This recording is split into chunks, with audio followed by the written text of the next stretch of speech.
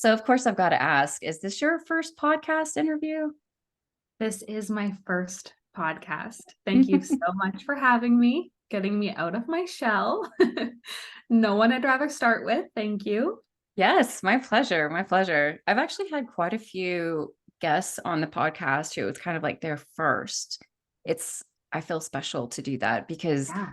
being on a podcast is, I don't know, you think it's going to be easy and then you get there and you're like, "Oh my gosh, what do I say?" And people sometimes, like my very first podcast interviews, they'd be like, "So, tell us about yourself." And I'm like, "Oh, can, where do I start? There's Yeah, so much to say."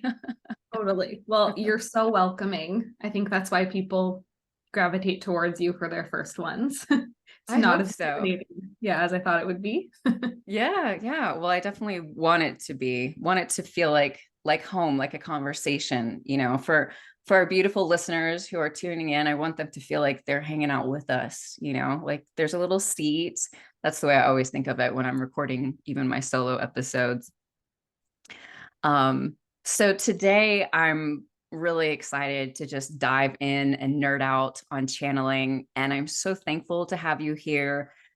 I think that I don't meet a lot of divine channels, and the work that I've done with you has been incredible, and just getting to know you has been fun. And of course, there's so much that we don't know about each other, so I'm very excited to pick into your story today and get to know more.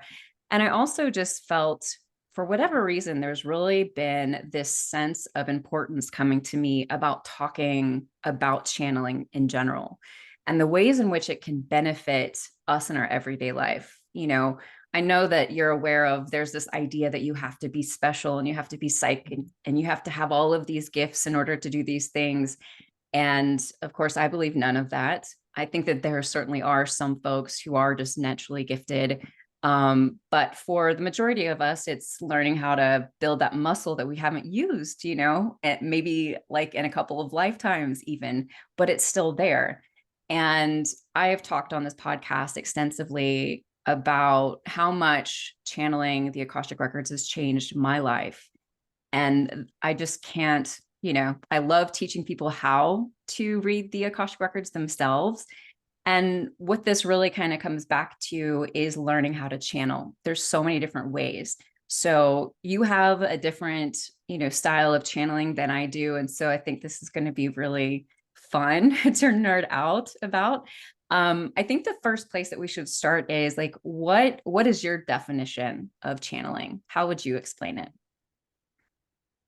So the best way that I experience channeling, like you said, it's not something that's exclusive to anyone in particular.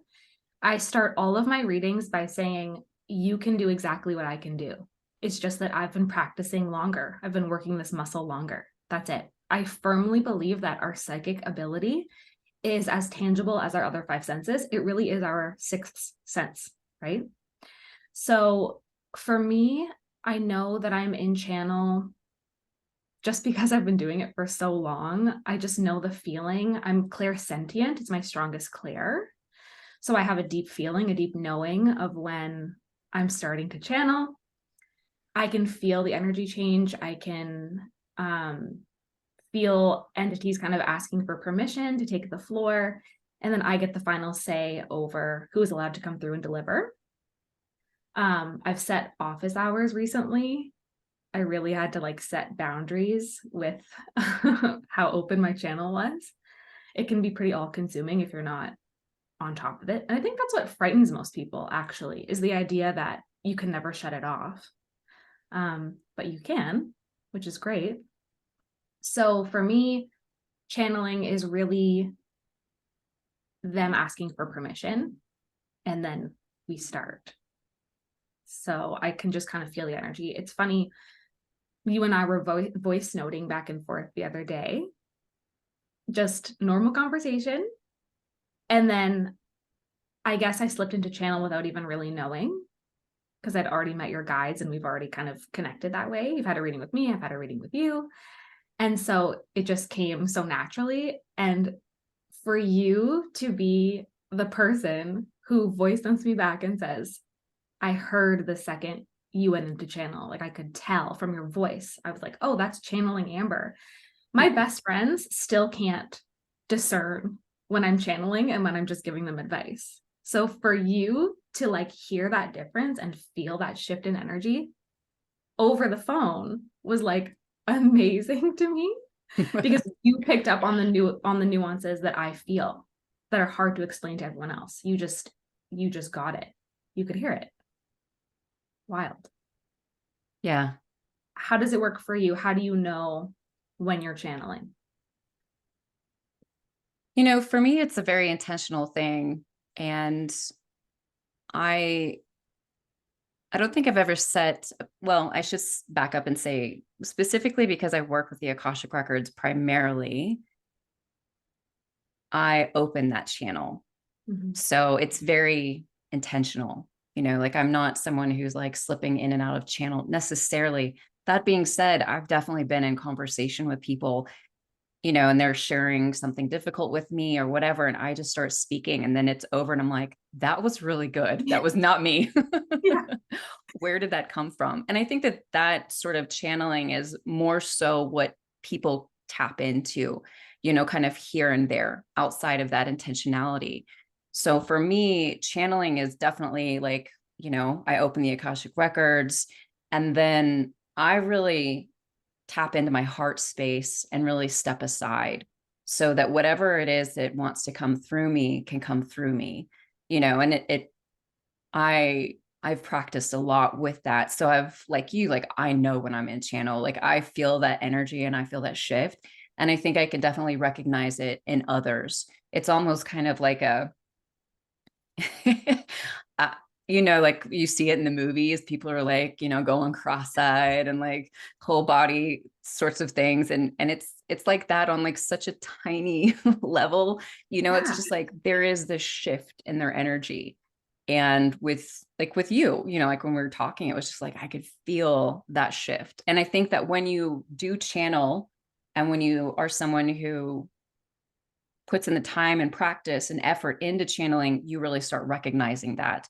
So it may not be readily apparent to the everyday person, but to someone who channels, I mean, like for me, the way I look at channeling is learning how to communicate with energy. Do you look at it the same way? Definitely. Yeah, you're right. It's funny. Some of my like most human friends, like the running joke in my friend group is that I'm never really here. Like I'm never really on earth. I'm always somewhere else. And so they can kind of see if I'm like slipping or if I'm hearing something. And it's funny because if I'm with my most human friends who don't really care for spirituality, I can see when they are in a channel and they don't even know it. And then they'll like solve one of my problems, totally channel something, and then like that's it, and like have a drink of their beer and keep talking. And I'm just like, you were just in channel. Like, doesn't that feel anything different to you? And they're just like, no. And I'm like, that's so funny. Like, everybody can do it. Like, I think our greatest moments of inspiration are a channel. I think the greatest moments of co-creation are via channeling. However that feels or looks like to you, it's a channel. It's just putting a name on it, I guess. Yeah. Yeah. It's stepping into our flow, and our flow is it's that place where I personally think it's like we're operating from heart center and we're in whatever communication or connection with whatever's most aligned for us. Like some folks are going to be working specifically with guides in particular. Other people are going to be working primarily with their higher self. There's a number of different ways in which they can go about it, but it's like when we get into that space, we have access to that information. And like you said, everybody's been there. I think artists, creatives get into it all the time. And I think that even people who aren't hand quotations creatives, I think everybody's creative personally. But, even accountants or people who are passionate about whatever it is that they're doing, we all know that space where it's like you step out of mind and you're just doing it and you're in that flow and you're loving it. And like you got the answers and, Yeah, you it's know, coming so like naturally. yeah. Yeah, absolutely. I agree. Yeah. Yeah, I really started noticing myself doing this a couple of years ago. Um, Actually, probably about 5 or 6 years ago now, just like catching myself really being in a lot more conversations with people and, information coming out of me and being aware of the fact that that information was really great and not mine.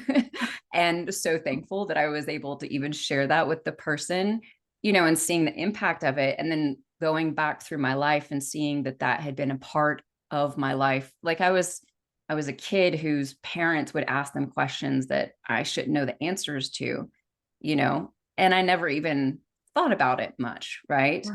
Yeah. I think most people don't. How did your intuition and your channeling abilities start showing up for you? I come from a long line of mystics. My mom is probably the most powerful psychic that I've ever encountered, but she's really closed her channel off. She used to get premonitions through dreams where she would see how people were going to die. She would Mm, see when terrible things were going to happen. And so that's terrifying for yeah. anyone. And so she really closed off her channel. But I grew up in a household where it was so normal. It was so accepted and it was encouraged. So she'll tell me stories of me being 3 or 4 years old. And I would say, "Oh, mom, that lady was in my room last night." And she would say, "Oh, describe her." And she'd be like, "Oh, yeah, that's your Nana." Like it was just our way of being. I didn't know that there was anything strange about what I was doing. And I distinctly remember the first time I was like spoken to with like my clairaudience, like I could hear it outside of my own head with my physical ears. And I remember knowing that it was God. I just knew. And I was like, hello? Like I was like, oh, what's happening?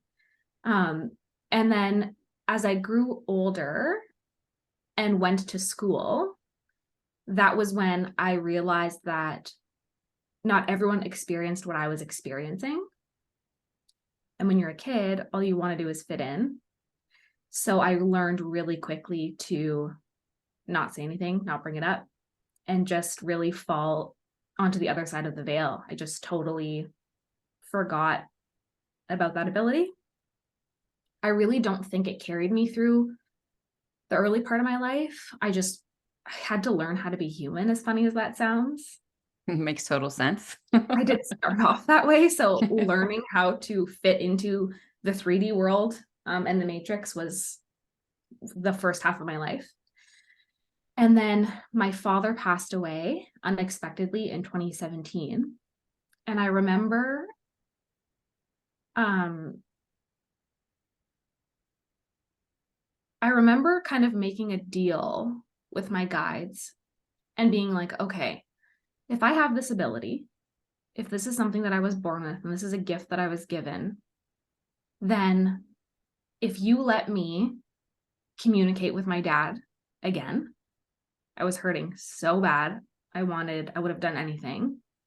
I was like, if I have this ability, then I will be of service in whatever way you need me to be. And that was the deal. The contract was made. And like that, my channel opened. And it was like I kind of got to pick up where I left off. Nothing was too overwhelming for me. I got really fortunate. And then again, I had all of this support on both sides of my family. On either side of my lineage, there are psychics, mediums, mystics, healers the whole way down. So I had this community that I could lean on and say, I'm experiencing this. My demeanor changes sometimes. I'm hearing things. I am seeing things with my own two eyes that I know are not there. And I had all of this resource. I'm so fortunate to have grown up in the house that I grew up in because I have clients now who were so intuitive as children, and they tell me, like, my mom told me I was crazy and to never speak of it again. Like, Yeah.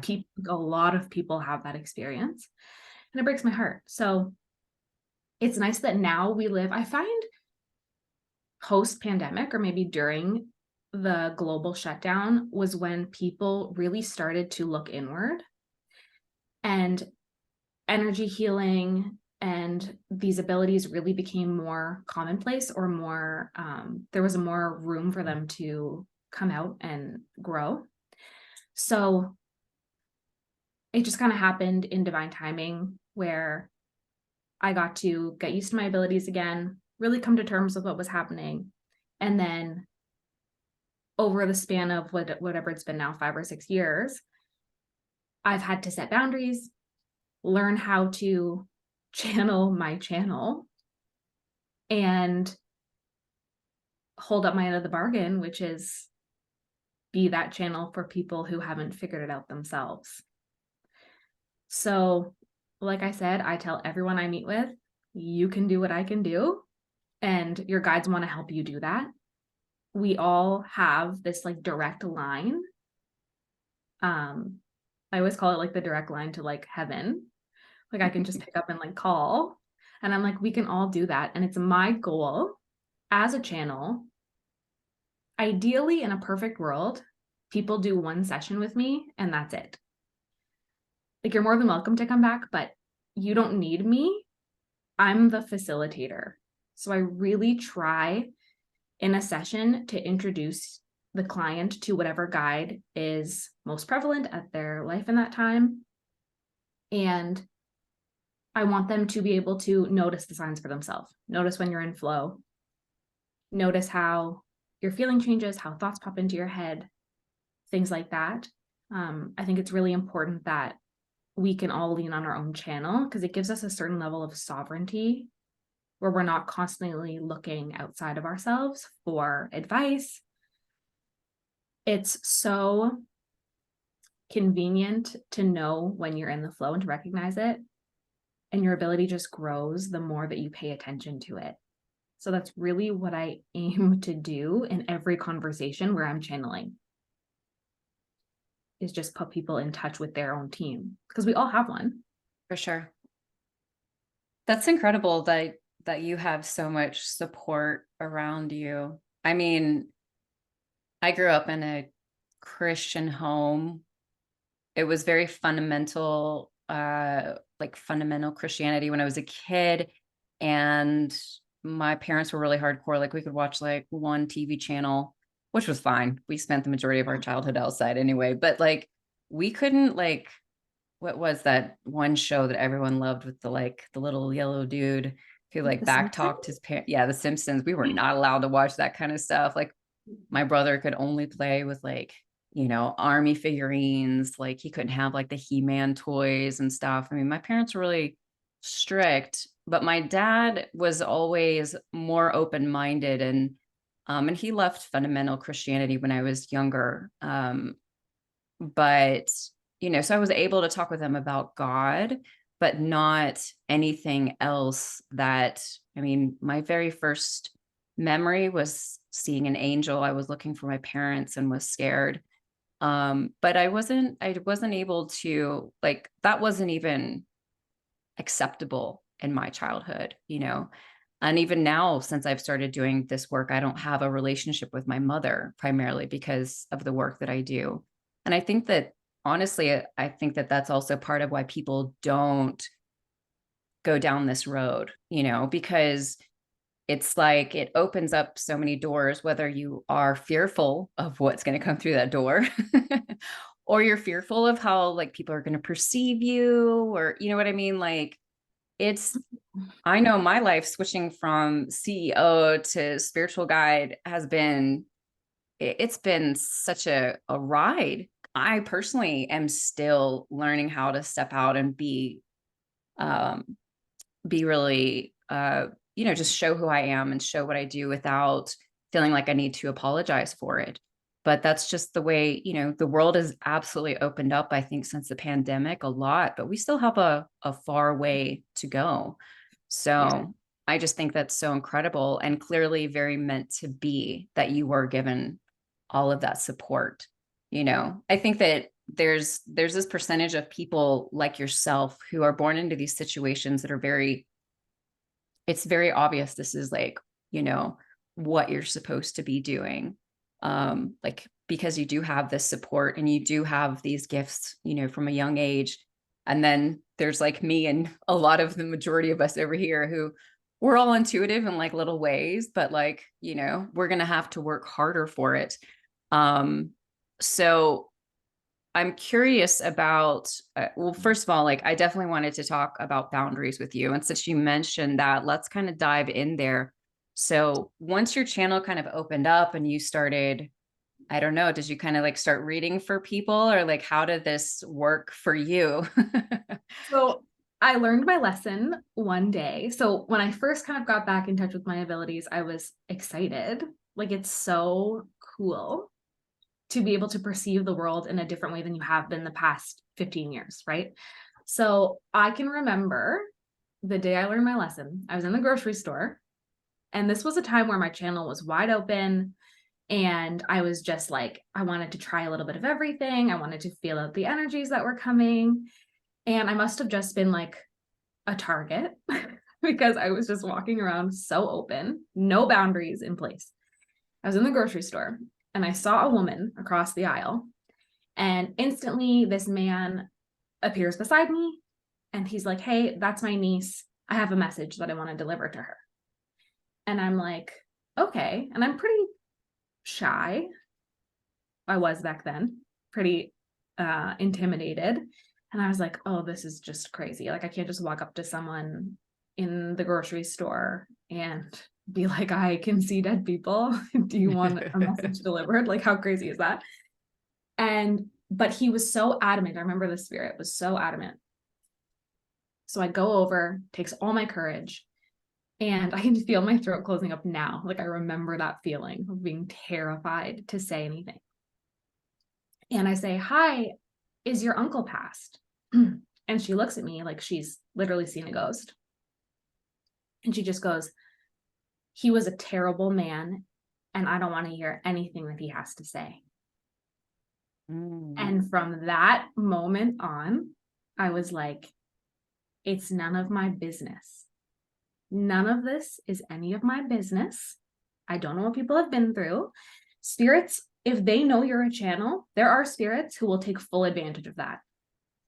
Even now, when I'm doing group readings, spirits will come through and I'll say, there's a man here in a leather jacket. He smells like cigarettes. Like, does anyone claim him? And everyone's like, no. And then the spirit will be like, oh, I'm just passing through. Like, I saw like a party. And I'm like, okay. So I learned that day how important boundaries are for myself and for other people. Most importantly, everyone has a right to consent to any kind of energetics. So now I'm good at knowing when someone is consenting if I'm in conversation with them. And for me, the way that it works, I've had to get very intentional the same way that you do it. The way that it works is if someone books a reading with me, that is consent. So the second that that reading is booked, all team on board, they know that they can start communicating. We have the okay. I'm all about contracts with my team. They're very like legal, which is good. Your spirit team? Yes. Okay. Just wanted to clarify. Yes, sorry. All the same to me. They love to clarify, like they love to like dot the I's, cross the T's, like make sure that I'm comfortable, the client is comfortable. They're wonderful for that. So what they'll do is they will encourage office hours. So I will say, if I'm going into an event that's very not spiritual, like say it's a housewarming party, I'll walk in and I'll say, office hours are closed. No one here gets read. Leave yourselves at the door. And I get to go and have a human experience. And if I'm going into a spiritual event where people have consented for me to read them, like a group reading, right before I enter that door, I say my opening prayer and I say, all right, office hours are open. We're in session. Any entities that have a message for their highest and greatest good may come through. And I'm very clear with who can come through, when they can come through and when they have to leave. So I've just really, when I realized this was bigger than me, and I realized that it was my purpose, and I know that it's my purpose because I would have never chosen this life. Trust me. Not comfortable with attention. I don't like being seen. Never did. Always really shy, really timid. So I know that this life chose me, and all I have to do is just show up. So I knew that if I was going to run this like a business, that I would have to be very firm in my boundaries. So I've gotten really good at it. That also helps with people who ask me, well, how do you stop the bad stuff from coming through? And I say, well, another part of my contract is I don't want to know how anyone dies or when they die. I don't think that's my business to know. That's just something that I've set with my team. I don't want to know. They can tell me if there's a warning around health, if it's almost like life or death, like if it's serious, then I'll allow warnings to come through. But I don't ever want that kind of responsibility, because we still have free will as humans too. So I respect that a lot. So in running a spiritual business, boundaries have been my very best friend. And it really is as simple as being like, I don't consent to that. They're your spirit team. They have to listen to you. You are a team. And so when people say, how do you stop the bad things from coming through? I was psychic when I was a kid, but I saw some terrible things, or some terrible entities came through, and I don't want that to happen. That's when I preach boundaries. It really is as easy as putting your foot down and saying, you're not welcome here.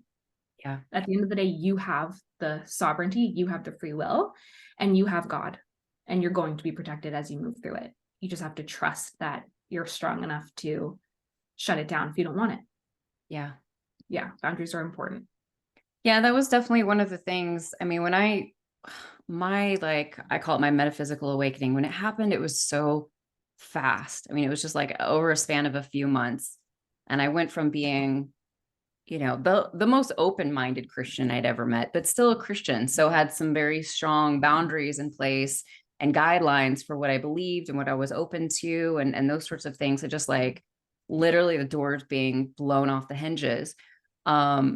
And all of a sudden, all of these different things were coming through, and I was having all these opportunities to tap in and try out these different things. And for me, it was really important. My grounding, I remember talking to my dad sort of at the beginning of it, and he was like, well, what are you doing? He was very concerned about me, just he wanted me to like be okay. Sure. And I realized like, okay, everything must be, because to me, God is love, right? That's very simple. Always believe that. Yeah. And so if whatever it is founded in love, I am open and available to that. If it is not, then I am not, and it became abundantly clear to me very quickly. And I used to talk about this a lot more, just how much power we have as humans in our existence in regards to what it is that we experience. We don't have to just have these have these like horrible, energies coming in and out of our lives. We don't have to put up with any of that shit. Like it's very important for us to understand how powerful we are. And like you said, to set those boundaries, because I love your example of like, it's a party. I just figured I'd stop by, And which sounds like harmless, but the deal is that there are a lot of spirits out there who, it's not like they're bad, hand quotations, but they're going to mess with us, and they're going to like use us for their own pleasure and games, and like mess with our head. And like, we cannot be open and available to that, No. Yeah. I've had my fair share of poltergeists and tricksters, and they come in all different forms, and it's really about practicing your discernment and being like, I think you're here to waste my time. I don't think you're here to offer me anything of value. Yeah. It is a whole other world out there. See, I feel like my background in Christianity because of course and you'll have to tell me how this resonates, like in contrast to yours, but Mhm. like, because, I grew up in Christianity. So I grew up hearing about demons and bad spirits and these sorts of things. So I think for me, it kind of provided me a lot of training in that regard from like the get go. So I just was not like open and available. Like I remember being asleep in bed one night and dreaming, and this entity came in and wanted to like, control me and control my body. And I was like, Jesus, like I knew exactly, like, cause I said, stop, stop. And it was like, it wasn't happening the way I wanted it to. And so I absolutely called in Jesus immediately, and it was poof, gone, Like that. but if I didn't have, because I didn't have the support you had. So if I wouldn't have had my background, and at least understanding that these things do exist and that we can have power over them, I think I could have gotten caught up a lot more along the way. Absolutely. You had that awareness. However you picked it up early in life, you had that awareness that would serve you later. And I find we should have a whole other conversation on religion and spirituality, because that's a whole other thing on its own. I would love to hear so much more about growing up in that household, the differences, how it you relate to both now, because it's so personal. Yeah. But that's a huge theme in the collective right now, is kind of reclaiming God energy Yeah. in a more accepting way for what it was always intended to be before, humans kind of put their spin on it. And so I think when people grow up and have those kind of experiences where they feel negative energy, they like, truly, I've heard that story so many times of people feeling like an entity on their chest or trying to suffocate them. Like, it happens. And so I think the lower vibrational entities, um, their goal is to stop light workers from ever setting a boundary, from ever realizing that you can only work in light if you choose. And a lot of people, even like my mom, right? She's like so gifted and she's had so many terrible experiences like that. I feel like she's almost targeted in a way. They know how powerful she is and they don't ever want her to reach her full potential as far as light working goes, because she would really change things. She would really heal parts of the collective in a big way. And that just goes against the agenda. And I want to say, I love your take on the whole thing. And I love hearing about your experience, because there's a large part of the spiritual community that is very like spiritual bypassy, in the way that they're like, it's all love and light and it's all good. And like, that is it's so not true. It's so not true. For every thing, there's an equal and opposite reaction. That's just the way the universe is created. So boundaries are imperative in any spiritual exploration. I always, in every reading I get from my beautiful lightworker friends, like the message is like, I'm never as safe as I think that I am. Even me in practice, doing this for so long, I can wake up and think, oh, I'm in total control. You still need boundary. You still need some sort of spiritual hygiene, some sort of spiritual protection. That just comes with the territory. Yes. I want to like scream that on mountaintops.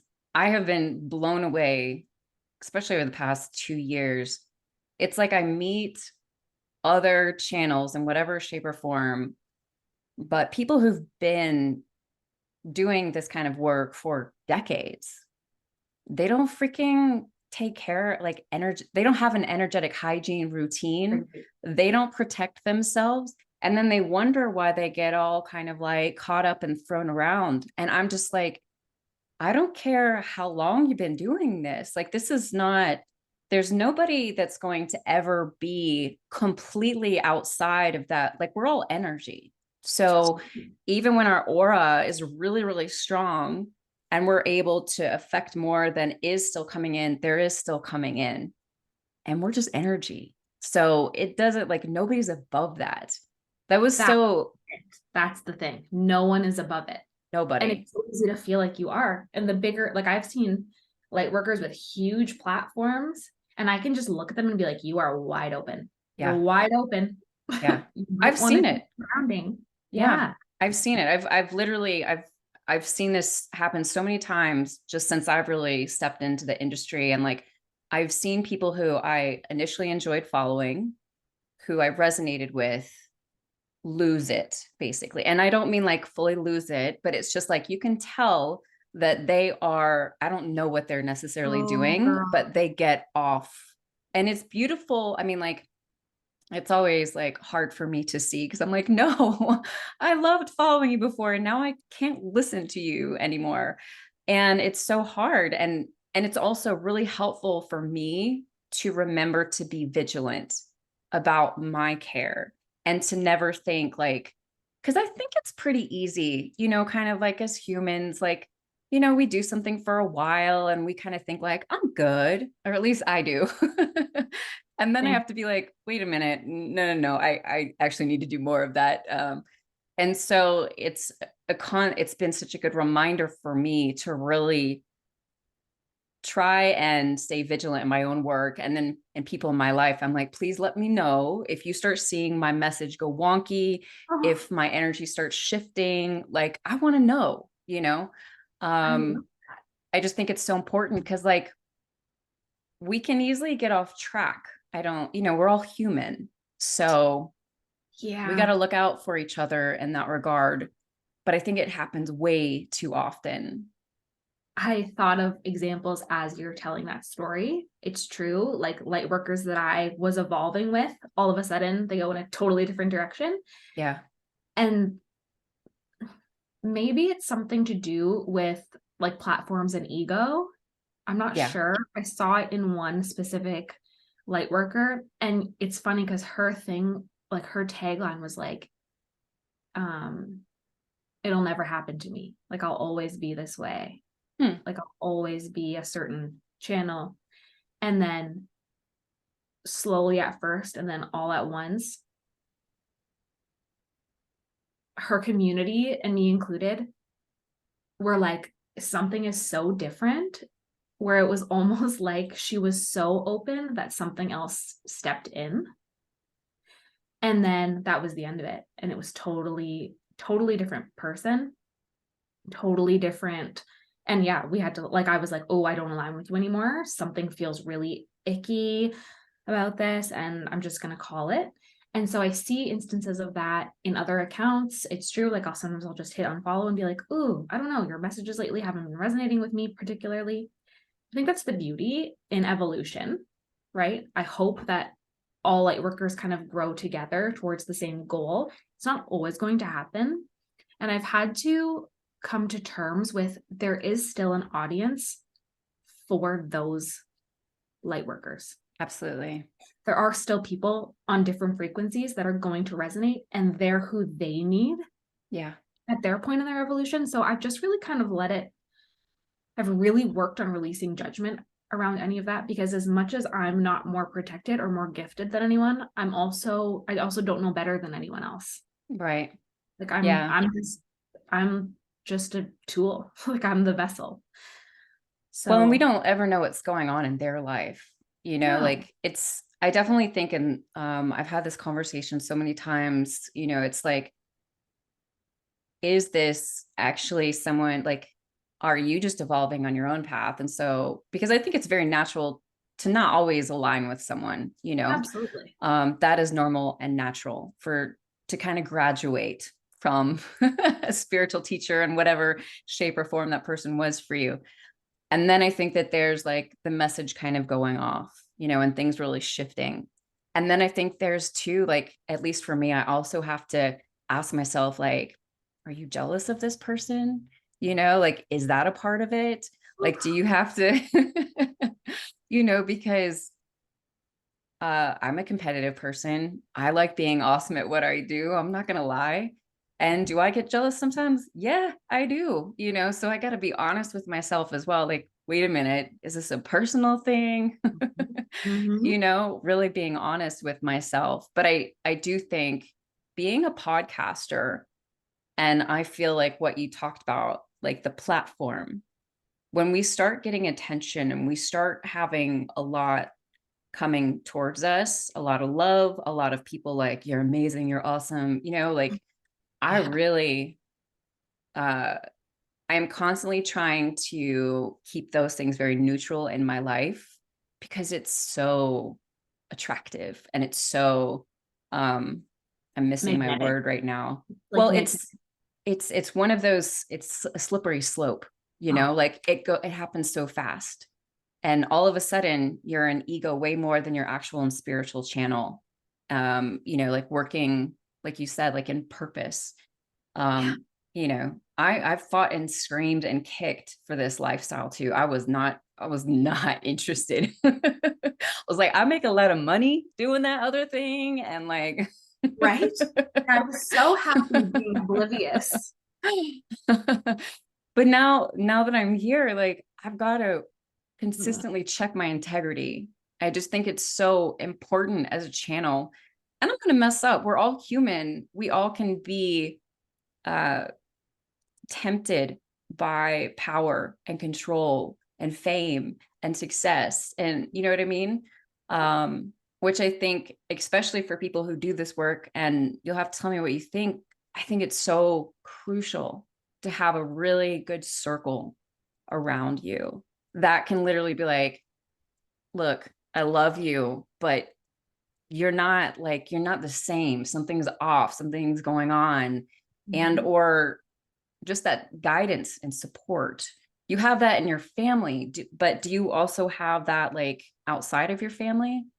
Yeah. So to call back to what you said about your channel being from your heart center, that's why I was so drawn to you from the first time we ever connected, because I feel I surround myself with a specific type of light worker Yeah.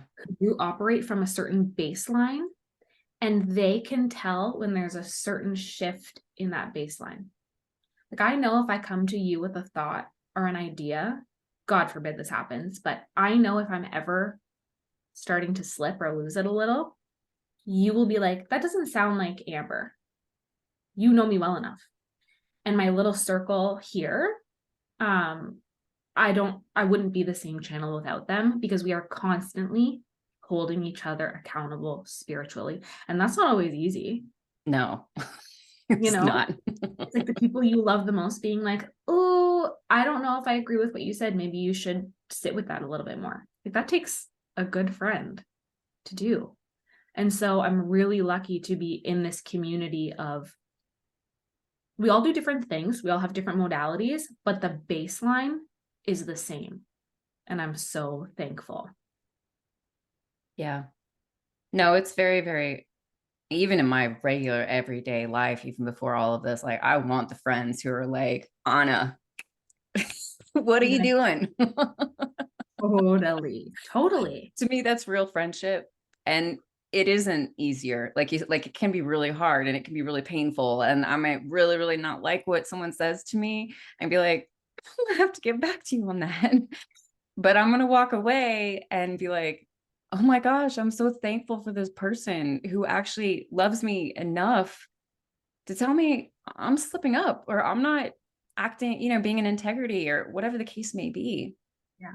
I love that integrity is at the heart of everything that you do. It's so refreshing and it's so challenging. Keeping yourself in check in a world where spirituality is such a buzz word, buzz thing. Yeah. People can make a lot of money portraying a certain thing. And so having a solid group of people who are like, I've been here since day one. I've seen it. I know what that looks like. You're being so inauthentic, like, come back to it, is invaluable. Have you ever caught yourself slipping? Or do you like catch yourself here and there? Or are there certain No, things that maybe you can kind of feel taking you off track a little bit? Or no. So I'm going to call back to my session with you when you read my records. The first question that I asked was, why do I need external validation so badly? Why do I care so much about my image, what people think of me? And they were like, listen, you chose to be a certain level of insecure in this lifetime, and you better start looking at it like it's a gift. Because if I wasn't constantly checking myself, everything that I say, do, think, this is why I've never done a podcast. It's a lot of pressure. I'm like, everything that I put out into the world, I want it to be perfectly aligned with me. So before I say or do anything, I'm like, does this feel good? Is this what I believe? Yes. Okay. The records were like, yo, if you didn't have that, you would be a monster. You would be an egomaniac, crazy person. And you'd be like, I know everything. And everyone, listen to me, gather around. And that's so not my personality. Like, I'm like, I'll do a full channel and then I'll be like, but only if you want, though. Like, I'm so hard on myself. And I've seen it enough times in other people to recognize, I just feel it. I feel the drop and I'm like, oh no, I can't follow you anymore. Or I'll be like, oh no, Amber, does that actually make sense to you? No, No, it makes complete sense. Constantly weighing things on my heart all the Yeah. time. So I'm pretty good there. My friends do call me out for like little things for sure, which is nice. That's my spiritual hygiene though. They're like, oh, go ground. Oh, go cleanse. Like you're too up there today. So that's really good. I have people that tether me, which is amazing. I wanted to ask you, what sort of grounding practice do you have around channeling? Do you have, for me, the records hold so much reverence. Like I was telling you, I'm afraid to approach them. In a lot of ways, I feel like I'm not like worthy in a way. Like I am in awe every time you channel because you just have this, that's your aura though. You're so graceful. You're so genuine. Like, of course, you're allowed to just run rampant in the records. You're like the one person I would trust up there. So, do you have your own like ritual with them when you are approaching? How does it feel when you come out? Do you have to cleanse? Like, where does your spiritual hygiene come in? Like, at what point in your process? I think for me, like hygiene is a lifestyle, Ooh. like you have this, this kind of hyper awareness of like how people are perceiving you or these sorts of things. And that kind of keeps you in check. I think honestly, my relationship with God is what has always kept me in check. Mind you, I can so get caught up in my ego. I mean, like, and I really like, I'm very aware of this in myself. And so, I used to always joke that I'd be like, walking down the street, like, I'm so good. I look good. And then I'll like trip on my face and I'm like, okay, God, I'm back. Yeah. Yeah. What a Getting back in blessing. line, getting back in line.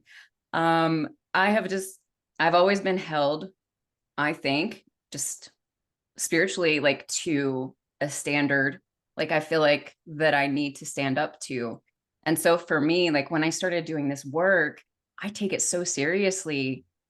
The fact that people want to come to me and allow me to guide them. It's, like, what do I do on my day to day? Like, do I want, like, what am I eating? How am I taking care of myself so that when I show up, I can be a pure channel to the best of my ability, like I take it very seriously. Um, it's everything from, like alcohol, not something I want to have in my life. Like I enjoy wine and sometimes I have wine. And because I'm in my 40s now, then I regret having wine the next day, Totally. but like I think about the things that I eat and I'm constantly kind of aware of how can I be a better person for this? How can I improve in some way?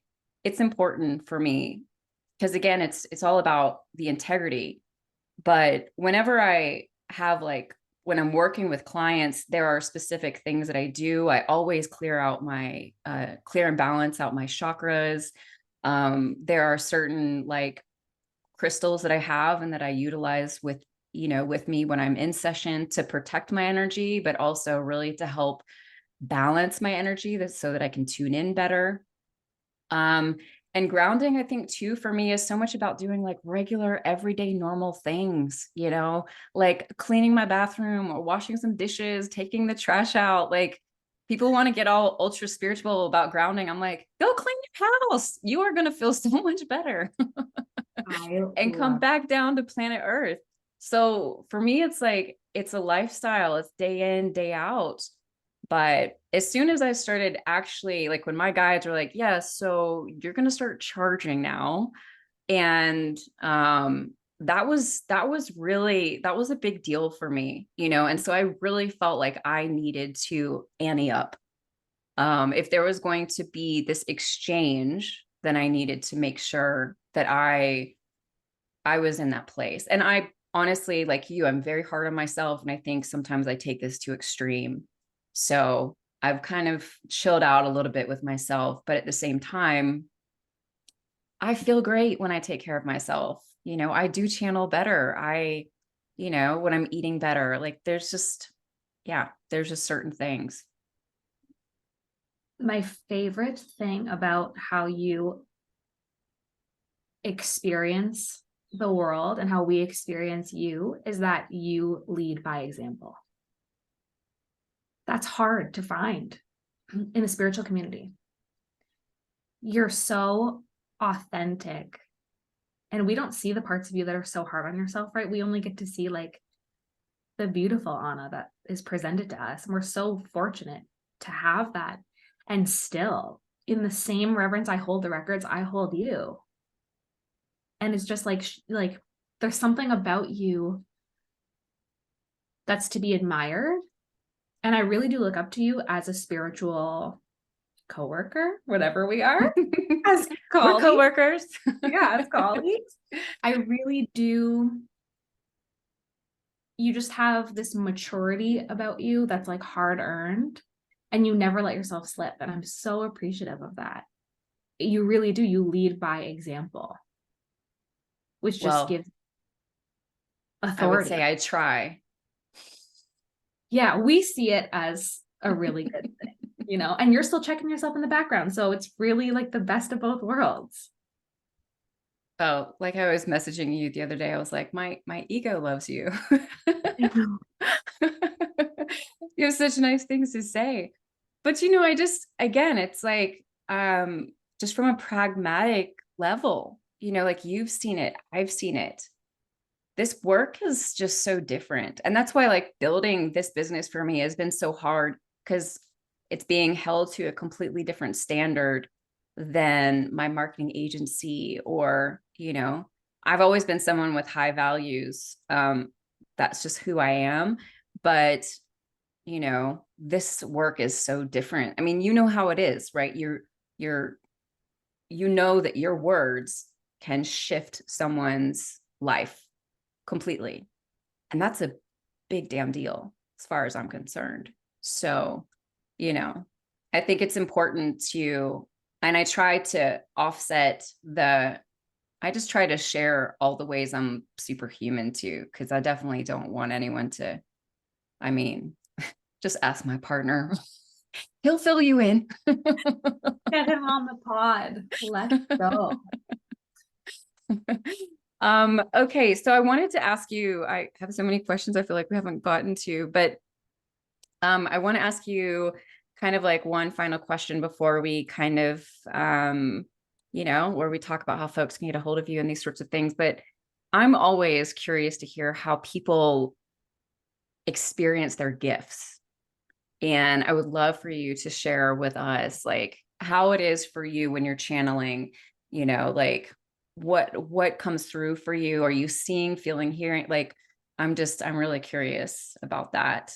Yeah. So my little disclaimer when I'm doing a reading is I always explain how it works for me. So we're in session. My guides once that consent is there, my guides will go and mingle with your guides in whatever way guides do that. And then my guides bring the information back to me. So because I've been doing this for so long, we have a very clear way of communicating. We have these feelings, symbols, all of this stuff. I know exactly what they're showing me. And then it's my job to translate that information to the client in a way that they're going to understand it.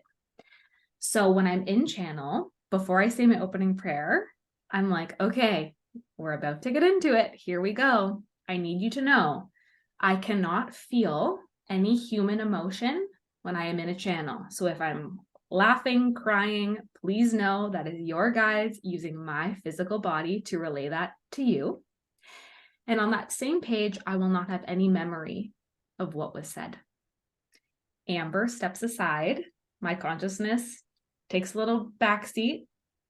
And because I have this protection in place and this boundary, and my guides give the green light and your guides give the green light, they are allowed to use the vessel to communicate in whatever way they see fit, in whatever way is going to benefit your highest and best evolution. So here we go. I just give my disclaimer. We record, I channel, I can feel myself. I know that I'm there. I am there. I can remember feelings. I can remember certain visions that I'm getting. When I'm in it, I'm really in it. I can feel the energy of the guide. I can tell when I'm more stern. I can tell when I'm more jovial or there's more levity. I can tell. I can really know that I'm with that energy. And then at the end of the reading, as we taper off, I can feel myself kind of coming back down, and I'll listen back and I'll be like, oh, I'm back. Like, it's literally like that. I'm like, oh, I'm in my office again.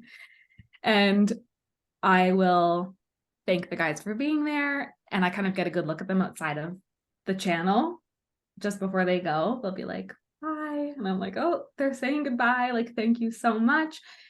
And then I'm like, okay, like I said, I'm not really going to remember this. So if you need clarity, I have to go back into the channel. I can't just be like, oh, I said that. Like, I really won't remember. That's how I know I'm in channel. If I have no memory of the words that were said, that's the feeling. It really does feel like I'm on a cloud. That's the best way I can describe it. I know I'm in channel because it's this euphoric feeling of facilitating guidance. Like, I just know I couldn't do that as a person. Like, I just know when I'm channeling, because I'm like, oh, I'm so fortunate to be the bridge here. It's this deep, deep gratitude. And then the snapping out of it and being like, yep, I don't remember anything. That was a good channel. So is it difficult for you to keep your ego out of it? Or is it like just kind of like literally you're stepping aside, like you have no stake in the game. Yeah. So I love reading strangers or people that I don't know terribly personally. Yeah, same. It's funny because when I started, all I read was friends and family. And that's a trip because I know what's going on in your personal life. Yeah. And I really still, even sometimes now, if I'm reading my best friend or whatever, or she's reading me, there is an element of my ego is putting my own inflection on it because my logical brain wants to offer her guidance and also be like, oh, I know that they're referring to this. And you know what? Most of the time, it's totally not even what I think it is. So I've learned to just be like, I will have to tell myself, get your ego out of it. Get your ego out of it. You don't know. It's going to make sense later. It's not even for you to know. So yeah, I do catch myself still being like, oh, this is about her new puppy. And then it's not at all. And I'm like, oh, got me again. So yeah, it's funny. In that way, they do check me too. They're like, no, you thought wrong. Like, just do your job. So I just focus on, staying in my lane most of the time. Yeah. Well, I mean, the thing is like sometimes when I'm channeling, like I did this really cool channeling about the transgender community. And I listened. It was when I'm channeling, for me, it's very much like I'm not stepping out. I'm definitely like very much communicating, and but it's such a multi-sensory, like I'm hearing, feeling, seeing, knowing at the same time. It's like like you and I right now are in like 2D, right? But it's like 3D for me. So they'll be talking to me, but I'm seeing all of this stuff happening at one time. And I'm sure you know what I mean, where it's like they're showing you things that you don't even know how to articulate because it's got so many layers, but it's like one image and you understand it all in like 1 second. The download. And my it gets hard for me sometimes because things will be coming through and then I want to like engage them, or I'm like, oh my gosh, this is so cool. And it's like, focus on a book, come back to center. Like, like you gotta just continue in the flow. Again, I always go back to my heart center. Like that's what helps me, because my brain just, man, it likes to get involved, just again, Totally. kind of more for commentary versus anything, just kind of like, oh, that's interesting. But I was curious what it's like for you That's channeling. funny. Yep. I do know definitely there are moments in recording where I'll be like, whoa, or I'll be like, no way. Or I'll be like, I wish I could describe this feeling. There's no words for it. Like, I know that I definitely, like, my human comes out. It has to, right? I'm still a dense human body doing the Yeah. thing. So it just comes with the territory. Yeah. Yep. Part of being a human channeling. Wonderful. Okay, Miss Amber. So I could just keep talking to you all day. And yeah, I think this could be awesome. But I No. want to respect your time. So share with us, like, how can people get a hold of you? What are some of your offerings? How So can they get a hold of your magic? yeah, so exciting. This is all so new. I've never advertised ever. So here we go. So you can find me on Instagram at Pilot Light Project. You can find me on my website, pilotlightproject.com. I am booking readings currently, so you can grab some slots. I also run healing circles up here in Canada. So if anyone is in the Ottawa area, you're more than welcome to come and hang out with me and my team. We do Reiki. We have a shaman, a Reiki master, a manifestation coach. They're all amazing. So yeah, and I think Anna and I might have something exciting coming up in the works that we'll talk about next time. For now, you can find me on Instagram and online. Why did you name it Pilot Light Project? I've been wanting to ask you this forever. That was a download given to me when I was a really little kid. My dad was explaining to me what a pilot light was. We were trying to light a fireplace. And he was like, that's the pilot light. It never goes out. That's the light that never goes out. Oh, I love that. And something just resonated so deeply in me. Mm. And I had pilot light in my head for a long time. And then when my dad passed away, and it's funny how life works and how that came full circle. And he was like, his passing was the reintroduction and really kickstarted my purpose. So I'm like, it only makes sense that that's what this entity is. Because I really do feel like it's an entity apart from myself. So I wanted to give it its own place to live and thrive and grow. And it's so special to me. It probably won't always stay that way, unfortunately, but for now, that's what makes me really happy. So I love that. I love that. Wonderful. Well, thank you so much, Amber, for being here and sharing your heart and your gifts, and yeah, for doing your, like, trusting me for your first podcast. And I know my listeners are gonna love you. I just know it. You haven't had to let's see. Yeah, people have just been flooding to you like from one to another. So yeah, it's very much been a purpose. And I think I'm gonna have to come to Canada and come hang you out for have a one of lot of these. friends here. Yeah, so As I much told you, love. I've always like, Canada's always been a curiosity to me. So we shall see. We shall see. I'm gonna stay anytime as long as you want. Thank you so much. I love just talking with you. So this was like the highlight of my week. Thanks for taking the time. I love your brain. I tell you every time I talk to you, I love that brain. Love that wisdom. Thank you so much for having me. Thank you. Thank you. All right, folks, thank you so much for being here with us today. I hope that this has lit you up, benefited you in one way, shape, or form. Be sure to share it with someone else who could also benefit from it. Leave us a review on iTunes, Spotify, join the email list, all the things.